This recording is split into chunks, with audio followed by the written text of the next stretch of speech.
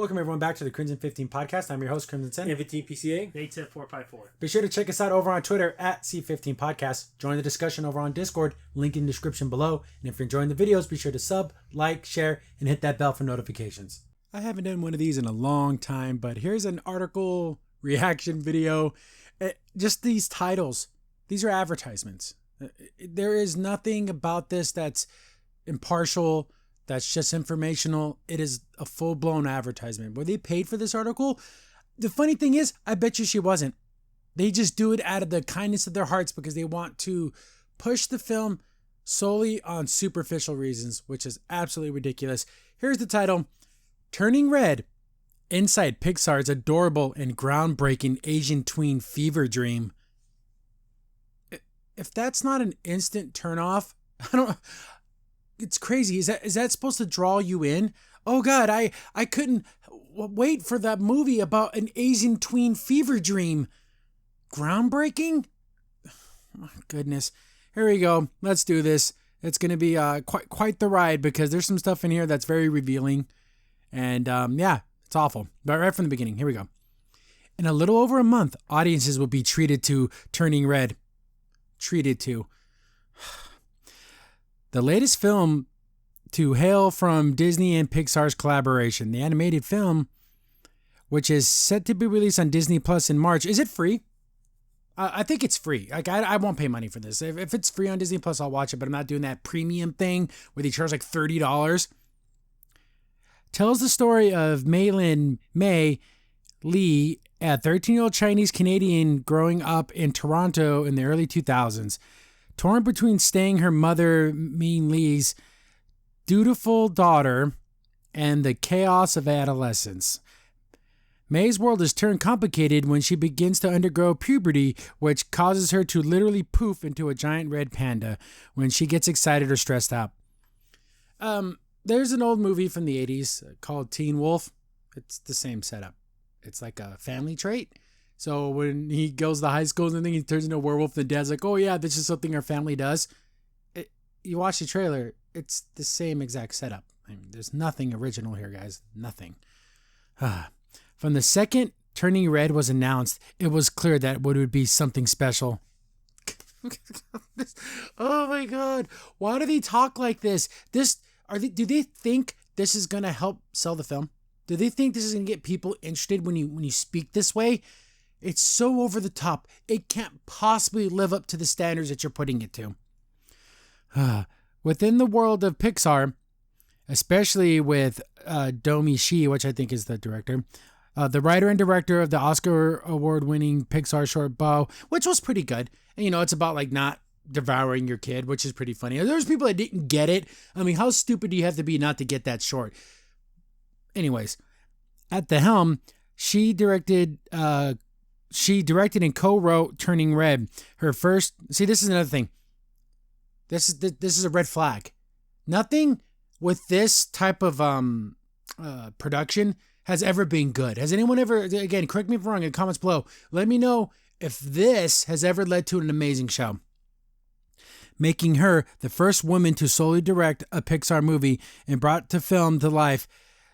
With the help of an all-female leadership team and an all-star team animators. So, having people, only women. Has that ever been like a thing? Because it was a High Guardian Spice. They kept throwing it out there. It's all women in the writer's room. It's all women. It's the women's. And then when there's women, all we're thinking about is women. And it was awful. Has there ever been this type of out there saying, you know what, we didn't have no men. It's only women. And that product being the most amazing thing in the world. Because you're worried about message. You're worried about who's writing what, not about what's actually being written. Never works out. There's so many. There's red flags for Red Panda. That's the name of this article should have been. Absolutely ridiculous.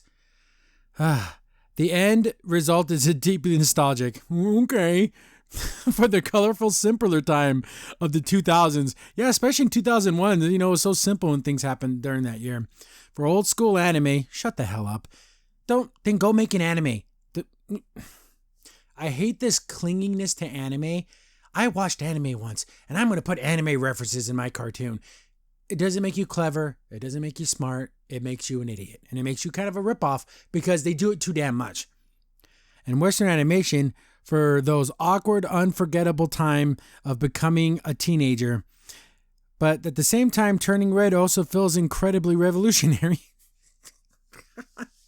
Oh my god, the words these people use, revolutionary, yes, and representing of a chapter of adolescence and a diverse group of characters who haven't always gotten the spotlight in animation. How long is this going to continue on? How long are we going to keep saying that, oh, outcast, ugly characters, they never got the spotlight? Well, they've been getting a spotlight for a while now. For how long does it have to be before they can stop claiming this? It's like how they always say, this is the first ever woman-led, female-written woman in a wheelchair who's from Asia that immigrated to Canada, who crossed the border in Mexico. Like, how many things do they have to keep adding to make it sound special? Just stop. Just tell your story. Stop putting all these prefaces in front of it to justify it. It makes your story, makes me not think that you've written a good story. You just want to like, oh, my message, the representation comes before everything else. And while incorporating animation techniques that were first of their kind for the studio. No. Comicbook.com recently got a preview footage of Turning Red, and as well as attended a virtual presentation. Okay, why is that in say it's virtual? Oh, COVID's going to kill me. People go see movies. Spider-Man made over $1 billion. No one cares anymore. No one gives a flying crap. Producer Lindy Collins, the key members of the film's crew. Read on to find out what we learned and how the self-described dorky, quirky, and different Pixar film come to life. Dorky and quirky. How many characters have to be dorky and quirky before it's not a thing anymore? Like, it's every character's that. The film is loosely inspired by She's own relationship with her mother. You don't say. A person self-inserted her own story into a movie and then claimed it to be revolutionary? No way. You got to be kidding. That's what they always do. Can we get a story that isn't a self-insert? You know, everyone puts a little bit of themselves in their creations. There's going to be something because you have to draw from your experience in your life. But it's always way too damn much that all these creators do it. It's ridiculous because they can't do anything else. Because what do they do with their next film? I already told the story about how I was a little girl and how my mom was overbearing and I'm Asian. Do something else. Tell me a story that's completely removed from anything you've ever experienced. Please, just once. Can it not always be the self-insert character? And how their close bond evolved as she grew up into a tween, just say teen, obsessed with anime, comics, and her friends. She was not obsessed with comics, I guarantee you that. Oh, unless they count stupid web comics, 4-panel garbage comics that were on like Tumblr at the time. No, those aren't comics. And her friends. According to am I saying that right? Okay, if I'm saying it wrong, I do apologize. I'm awful with names. Is it she? Certain elements of the film, down to May's secret notebook filled with mermaid-esque drawings. I don't know what to say to that. Were homages to her own experience growing up. So that's the best way to say self-insert. An homage to her own experience growing up. Self-insert. While the film does include some incredibly specific moments. It's unbelievable. What will they ever say the self-insert's bad? How over the top would it have to get for these people and who write these articles to ever say that it's a bad thing? It also aims to invoke universal emotions of surrounding being a tween girl. Well, I don't know. No, not like this. This is ridiculous. Not in this format can that it be universal. With my short film Bow, is it Bow? I think with a lot of the story and a lot of art I make, I just drew all the inspiration from my own personal experiences. Which, again, like I said, every creator does it, but you're doing it too much. Especially with this. This is ridiculous. She explained, I just feel like that's where you can find a lot of juicy universal truths and themes if you just look within yourself. Well, you find a lot of juicy universal themes that are true to you. Your experience isn't everyone's experience. And that's another thing I think a lot of these creators get this problem. Like, well, my mom was overbearing. That means everyone's mom was. Shut up. Just because you had, and the thing is, I bet you it wasn't even a millionth as bad as you think it was. You're just a freaking crybaby. And from here, I just was really passionate about telling a coming of age teen girl story. I bet you were. All three ideas I pitched were about girls. You don't say. Along this age, going through a big changes in their lives, and they were all based off of all the things that I went through in life. Pitch something else. Just give it a freaking shot. And I just really wanted to make the film that I would have wanted to see when I was my age. A film all about you? Well, that's the narcissism. I wanted to see me on the screen because it's all about me, and I can't have feelings or empathy for another human being unless it's about me. Just to help guide me through the tumultuous experience of adolescence. Yes, this stupid movie about a girl turning into a pen is going to help a kid get through adolescence. You are so absolutely insanely full of yourself. How about you make a film that's going to entertain people? And then, if a kid watches it, maybe they can, draw some lessons about growing up and everything, but to guide me through, get the hell over yourself. My goodness. And puberty, yes. Disney movies help me get through puberty. And just tell me that everything's going to be okay because your parents or a family member couldn't tell you that. Couldn't trust them. My cartoon that I watched on TV, that's what I'm going to trust. That it's going to be messy. And it's going to be messy. Ew, gross. This time in your life, it's going to be awkward. It's going to be embarrassing, and you don't quite know who you are and how you fit into this world. Oh, you don't know quite who you are, right? So you might make decisions or might have feelings that change. So maybe you shouldn't make lifelong decisions when you're 12 years old about, certain aspects of your body. And maybe, just maybe, you're just going through adolescence and you're kind of like an emotional mess. So those temporary feelings shouldn't lead to permanent solutions. Just saying. I don't know. You said it, not me. But we're going to make it out alive on the other end, and it's going to be great. I'm sorry you had bad parents. It sounds like you had bad parents that didn't care about you, or you didn't have an older brother or an older sister to help you. I apologize. But that's not everyone's experience. Also, you don't have to have that to understand things. I'm sorry you're an emotional mess. She also spoke to the importance of the film's take on the immigrant experience. Oh, you don't say. The immigrant experience again. Like I said, how many times does it have to happen before it's not special anymore? At least to these people. It was never special, ever. In the history of everything, it was never special. Because you're a human being just like everybody else. But they take this little notch. Oh, look how special this is. Well, from this freaking thing, it looks like the mom is absolutely rich. So go to hell with your experience, because your experience is way different than a poor person. Our persisting the familiar dynamic, and it's more complicated and heartfelt than what's traditionally portrayed in media. What are you watching? I don't think people have watched television or movies in the last 25 years, and they think it's actually more than that. It's the last 40 years. They're thinking it's like the 1970s. And no, there's been plenty of things that had family dynamics and immigrant experience and heartfelt messages. What are you, insane?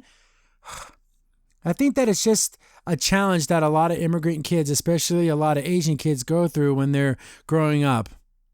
Everyone goes through things growing up.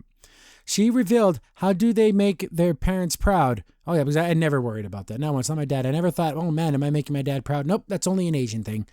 How do they honor their parents? Nope, another feeling I never had. It was strictly only you. You're the only person in the history of the world that's ever had these feelings. But how do they also develop their own independence through the likes and dislikes? Oh my goodness. When I was making this movie, it was important to me to tell this nuanced story. Oh yeah, so nuanced. Like I had to really read in between the lines from what I can tell from the trailers. Just, whoa, perfect. It's just not your typical militant parent crushing their dreams of their kids who just wants to break free. I feel like we see that a lot in different movies, but this is a very specifically an immigration kid struggle where the lines are a little bit blurry. May genuinely loves her mom. I would hope so. She sees her as the perfect goddess that she wants to impress. by acting like an absolute idiot all the time. I don't know. I haven't seen the movie, but the trailers makes it look like she acts like a complete fool at school all the damn time. And she wants to bask in her mom's love and adoration. Adoration. She has a dad too, right? But screw dads, right? She wants to impress. She wants to bask in, okay, blah, blah, blah. That's where it was. She loves spending time with her mom, taking care of the temple too. But at the same time, she's growing up. She's changing. She's being pulled into other new, more Western world, and where she has to come to terms with letting go of some of the things that she loved to do with her mom. I don't get this. I don't understand. It's like this, like, yo, you have to, like, it's the whole kill your past, right? You don't have to do that. I don't understand this concept of, like, you can't grow on until you cut your mother out. Why have these horrible feelings towards your parents? I don't get it. I don't know. And it's generally hard choices for her. Why is it a hard choice? You can do both. You're capable of doing many things at one time. There is no clear black and white, right or wrong answer. I'm pretty sure you're gonna say what's right is whatever May does is what's right, which I think is more true to life and how a lot of immigrant kids deal with their parents and their independent life. East meets West. The animation style of Turning Red and to an extent, the undercurrent of the entire film is described as a mix of East meets West. No, not at all. I don't see any of that, except for, like, in a literal sense, because she's an immigrant, an Asian immigrant. But, like, the animation styles, this looks like any other Western animation style. It doesn't look like anything else. Everyone's very round and kind of blobby looking. I don't get it. I don't understand. What the hell are you talking about? To include both Western pop culture touchstones of the 2000s, like boy bands, and glittery accessories and instant influences of anime movies and TV shows. No, you don't. You don't have anything. No, you're not. You're a liar. Shut the hell up. You did not take anything from anime at all in any way possible, in any way that you think it is. I saw a thing on Twitter where it's like, we use lighting effects like in an anime. But cartoons never used lighting effects ever. It was anime. Shut the hell up. You don't know what you're talking about. Disney and anime was this steady diet I fed on myself in the teenage years and well into my college years, she explained. I just love how expressive anime is and how characters can just change expressions on a dime. That's not an anime. That's an animation thing. That's true of all animation. It's not an anime thing. You never go back and watch Ren and Stimpy. Classic Western cartoon that had the most insane facial expressions that were all over the place, and they were freaking moving at a mile a minute. It's not an anime thing. Shut up. I can go from really, really angry to really, really sad or cute. It's just so expressive. Yeah, those damn cartoons. Only if cartoons could be expressive. I must be a pioneer in bringing that to cartoons. I am the first. You're so full of yourself. It's insane. And I feel like they utilize the animation medium in such a cool and bold way. Then go make an anime then. Because obviously cartoons just aren't doing it for you. I was really inspired by that when making this movie. I wanted to put a lot of the quick expressions changes to the bug eyes, exaggerating colors and lighting and backgrounds, and then kind of reflect how the character is feeling in the moment. Again, you didn't watch cartoons. You're a liar, because you would have seen all these things. Anime didn't invent this, and you sure the hell aren't the first one to put it in a cartoon. May is put under the spotlight and was literally put in a spotlight on her. Oh my goodness. Oh no, I've never seen a cartoon where a character felt isolated in a scene and they put a literal spotlight. I'm such a genius. It was a challenge for sure, translating 2D graphic abstract symbols and animation and trying to figure out what does that look like in 3D. Did Toy Story not come out ever? And you're the first 3D animated thing of all time? You're an idiot. Like, what does a character who the sweat is pounding from their face, how does that translate to 3D without looking like they're just leaking, or that it's just funny that she looks like she's leaking water? It was a fun challenge for the crew to figure out. I'm sure it was. For the production designer, Rohan Liu, I apologize. Rona? The anime influences, God, the anime influences, as well as their overall idea of seeing the film through the lens of a 13-year-old girl, led to an aesthetic filled with vibrant pastel colors in the day and dreamy nighttime sequences and expressive anime characters. Expressiveness of anime characters also influenced how Mei, particularly in her human form, shows emotion. Again, you're praising something. Yes, anime has those things. Again, I don't know how many times I can say this. Cartoons did it too. So they're praising anime as if it invented something, and they themselves want to be praised for bringing that back, bringing that to a Western thing. I don't know what to say to you. You're a complete mess. Everything about this is an absolute complete mess. She's excited when she sees something cute. I've never seen a human being or a cartoon ever do that. And she cries with laughter, and she freaks out from time to time. Okay, congratulations. Liu explained, as we look towards anime for inspiration, for her multitudes of expressions, stars in her eyes when she's amazed, a giant droplet of tear when she's sad, the pupils can shrink down to dots when she panics. All basic emotions in animation. Got it. There's an East meets West ethos that pushes the boundaries of 3D animation that Pixar is used to. No, but was able to come together in a quite unique aesthetic decision, including adding more textures and literally pooling colors to create more dynamic effect. As the look of the world and the characters started to come together, it felt like we were capturing some of the things we loved from the reference.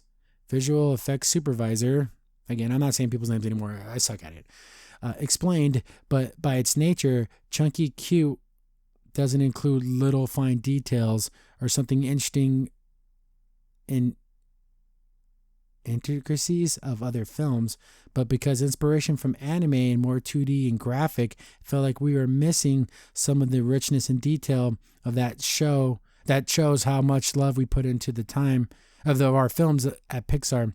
So the question became, how do we add back without it pulling the film back into a more standard place?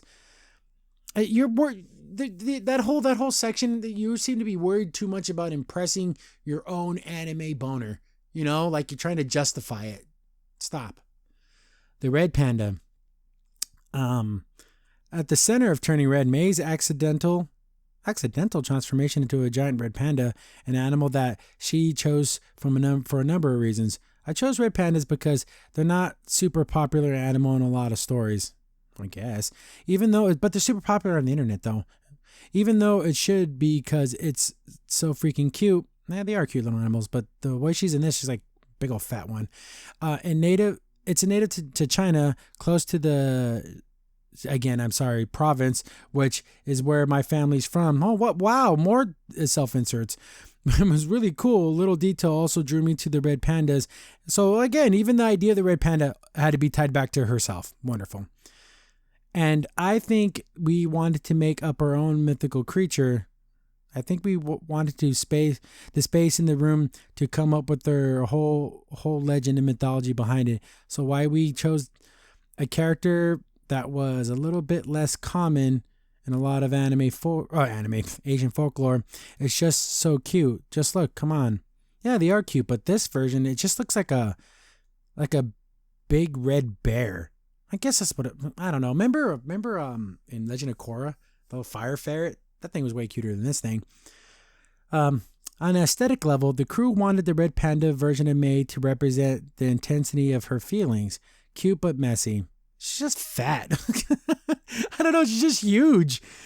Like, why would she get bigger than she normally is? Because red pandas aren't huge. They're actually pretty small. So why is she so big? This would reflect in the Panda Mei's overall character design, down to making her whiskers uneven and crinkled. That's a little detail only you know, and it was there for you. No one noticed that but you. As well as her relationship with the space around her. Her early test of being done to make sure that she would appear too big within a space of her family's home. The crew then helped take the animation of Panda Mei's expressions to the most extreme point, utilizing the digital technology to make movements in as natural and outrageous as possible. It did take a lot of undertraining of our animators, breaking them of wanting to animate a person how they see naturally move in everyday life, and then instead leaning more towards a stylized isolation movement. Animation supervisor said that the film's animation techniques. The crew also studied red pandas. Why? She looks nothing like a real red panda. Why even study it? And the trips to San Francisco Zoo. Well, they didn't go to China to do it? That's racist. I hope that analyzing the ways that the animals behave and it ended up leading to one of the most adorable and true-to-life visual quirks of Pandemic. One of really interesting thing that we learned that when Red Panda is startled, like they immediately put their hands up in the air. Heartline explained. It's so weird and super cute and odd. I mean, we had to use this anytime that May startled or scared. She immediately, they put their hands up because they're trying to protect themselves. And that's why they do that. May's friends. So I guess they did tell us. May's friends. One of the anchors of turning red, particularly as May's panda transformation starts to take place, is the ride or die friend group. Yeah, they're ride or die. You know, I'm ride or die, son. No, these aren't ride or die. You're stupid little girls and you don't know anything about dying. And you shouldn't think about dying because you're little girls. That's ridiculous. Tomboy Miriam, the passionate Abby, and the super chill Pyra. I don't know. I thought the girl with the braces was a boy. When I first saw the trailer, I'm like, oh, they got a family little boy in their little friend group. No, it's just an ugly girl. You do ugly duckling, it happens. And some of these girls that when they're super young and they have that ugly duckling, super lanky, and they grow up to be very beautiful. But in this moment, right now, it's undeniable. You look like a boy. They are all different and distinct, Collins explained. We had to make the Burger King Kids Club of friends. They do it every time. Because she asked the UN of friendship. It's in every cartoon, so you didn't do anything different. Nothing special or unique about this group of friends. They're the same group of friends that it's been in every cartoon for the last 10 years. One of the very clear parts of the script was developed was the desire to have May have a really strong friends group. But I'm an outsider and a weirdo, but I have really great friends. You don't get to have both those things. But more importantly, that they not feel, though, that they're lacking in individuality. We wanted each of them to represent a different kind of side of May. So all of her friends are really about her, and the story is about the director. Can this get any more me? It's not May. It's me. My friends are about me. The character's about me. The story's about me. You're so full of yourself. I hate this director before I don't even know this person. And they literally made a whole entire film where every aspect had to be about them. This is beyond self-insert. Beyond. Or a different kind of supportive May. You have Abby, who is just passionate and will back her up no matter what, which is never a good thing. You know, you want a friend that will let you know when you're doing something stupid and or will get yourself hurt. That's a real friend, not a friend that just agrees with everything. It doesn't even matter. She's ready to go. She's like, oh, you want to go? Let's go. You don't know how to talk. Go. She has no fear, which is always good. And then you have Miriam? I can't say people's names. I'm awful. I'm sorry. Who is a friend that encourages you to break the rules a little bit. There you go.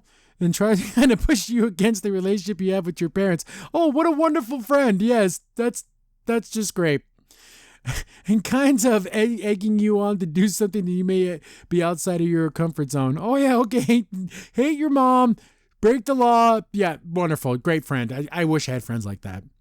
And then you have Pyra, who is super chill, even killed and cool, but also just a matter of fact, like, hey, you've got to go. You don't ever question, like, whenever you're not okay, sorry. Hey, we got you. We don't ever question, like, whatever or not she's on board. When we show this in the movie early on to some kids and some audiences, one of their favorite parts of the movie was the fact that she represented the posse of girls who were just super supportive of one another. It wasn't like the kind of typical teen mean girl kind of dynamic. Well, that's true, but this almost you are setting up these group of girls to like, oh, they just support May and everything May does, like they're there just for May. Was May there for them? It doesn't, from that tiny explanation, it doesn't look like the friends solely exist to be there for May and not the other way around. I hope they show some of that. They show like, hey, May, we're always there for you, but you always seem to take over everything. May seems like the kind of girl, just from the trailers, who decides everything for the group. I'm the leader, I'm the boss, and when I'm sad, no one else is allowed to be happy. It's your job to make me happy again.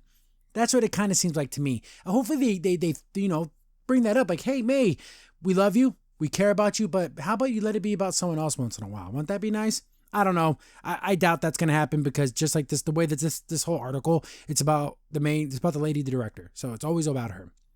The close-knit nature of the friend group was taken a step further in some visual ways, including having the four of them literally move across the frame in a singular unit in some key sequences. Again, he didn't invent that. Like, when all the characters move the same way at the same time. That's classic cartoon stuff. The animation team also took the significance of each of May's friends and married it to an aesthetic level, picking individual elements of each character to always accent regardless of whatever the emotion that they are showing. Miriam was always wanted to show off her dorky braces. So that's the tall one, the one that looks like a boy. Why don't they say you always wanted to make her look like a boy? Harlan revealed Abby's always has an angry brow. Yeah, like Mermista. Remember She-Ra? She's always talking like this. Even if she's happy, those brows are always down and intense. Yeah, she has like humongous, gigantic caterpillar eyebrows. Let's get this girl into get some threading done. Something, they look awful. And Pyria. She's always has half lids. Oh, her eyelids. I don't know what the hell I was thinking. Like, oh, my lids to a cup? What are you talking about? We have had the discussion in the film. We raised it a little bit like, no, it's always half lid. Yay. Boy bands, because that's something I really know about. Which I thought was really stupid because in the trailer, this thing's called Four Town. It's the boy band they're all infatuated with. But they have like Backstreet Boys, or was it NSYNC? I don't know the difference. Song in the background. Why not have a song of these characters? Why have a real song by a real boy band while not featuring that boy band? Am I wrong in thinking that's stupid? In addition, telling a unique story of growing up. No. Turning Red serves as a love letter to the creator, to a love letter to boy bands from the 1990s and 2000s, with May and her friends being obsessed with a group called Four Town. The fictional group is both inspired by the likes of Backstreet Boys and NSYNC and Westlife. I don't even know. See, I know Backstreet Boys and NSYNC, but I don't know what Westlife is, as well as the contemporary fandom around K-pop. I feel boy bands are often ridiculed in media, as they should be. They're rich and they're entertaining, but it is kind of silly. As most things teen girls are obsessed with are, well, they're not. That's not a. Okay, this sentence, she's trying to say that, oh, just because girls like it, that's why it's ridiculed. No, it's ridiculed because you get a bunch of full-grown adult men acting like little boys. That's why it's ridiculed, not because women like it or girls like it. Don't make that connection. You're an idiot. And with this movie, we really wanted to pay tribute to this cultural phenomenon and not just make fun of it. Well, having the girls being all goo goo gaga about it is kind of making fun of it, even though that's how the girls reacted. I mean, you look at footage from everything back from New Kids on the Block all the way up to today, that's how girls act. So I don't know. A little bit of how we as honor, okay, but we also honor it as well. So many girls and boys' lives were shaped by their very first music obsessions. Kinda. And boy bands represent for many girls their first foray into adolescence, into music, fashion, pop culture. They also feel safe, soft, and non-threatening introductions to subject of love and relationships. I do kind of agree with that because, like, in the boy bands, they always have like the characters. Oh, even the bad boy of the boy group is a freaking pussycat compared to a real man. That's just how, like, so it's like a soft, easy way to have like a crush. Okay, I agree with that. That's like the first thing I agree with in this whole entire article. The music of Four Town is provided by Billie Eilish and her brother. What? You have a girl doing the music for a boy band? Is she just writing the songs, or is she gonna actually like voice a character, like voice a boy? That's weird. I don't like Billie Eilish. She's kind of a bitch. Also, with O'Connell also voicing Jesse, one of the members of the band, in order to pitch Eilish and O'Connor on the film, the team made a physical scrapbook filled with doodles and cutouts in an attempt to convey the feeling of the film. All like kind of like a girl would buy the teen magazines and cut out the pictures. It's like, okay, like it's kind of weird for an adult to do that. How about you just tell them the story? That's weird. Creators are weird. Ultimately, and it paid off. And Eilish and O'Connell penned three original songs and pay off different from boy band tropes. They play off the different boy band tropes. Why not feature one of the songs and not actual Backstreet Boys or whatever in the trailer? One of them, a stereotypical hit song, the one love ballad, and the one that functions as the confidence booster. Well, yeah. Their animation fans, Billy especially, Collins explained she is an anime fan. Well, of course, okay, back to anime. Got to bring it back to anime, even though this has nothing to do with anime. So they instantly got what we were going for in pitching, and we kind of instantly engaged. Yeah, because when I first saw this, I thought of anime when I first heard about the story. Shut up. We walked them through what we were looking for, and in theory, we wanted to playing these songs, so we would send them early clips, storyboards of the scenes, and showcasing the songs, and then they were great. It's not as though they grew up with these songs, but as musicians, I think that they have a big love for these songs, so that's kind of knew the sound and the vibe that we were going for. And then in the recording with them, it was right during the pandemic, so we had to bring those five guys together into a recording stage, and we built them. Actually, these are little weird houses that had windows. Each of them had their own hut. Oh, so they had to separate everybody. That's so pathetic. And we sat there and sang, and we could see each other through the windows of the hut, and we got to record them at least in the same place. We actually ended up kind of increasing the amount of time we're playing their music because we love their songs so much. So we were always like, can we play it in this scene too? And what if the girls were singing it here too? So we tried to take advantage of as much as possible of the songs that they delivered.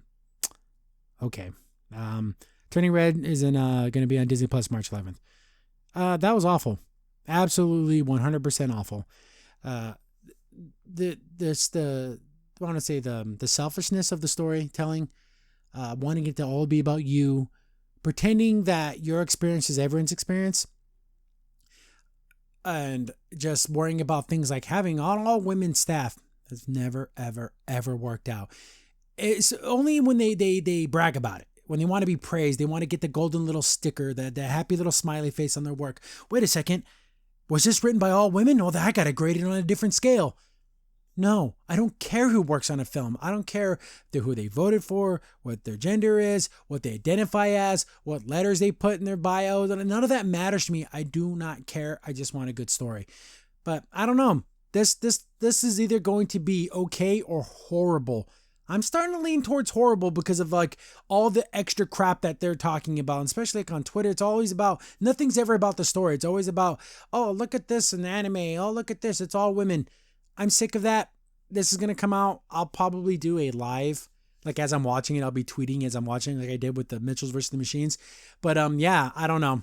This has been fun having done one of these article read alongs with you guys in a long time.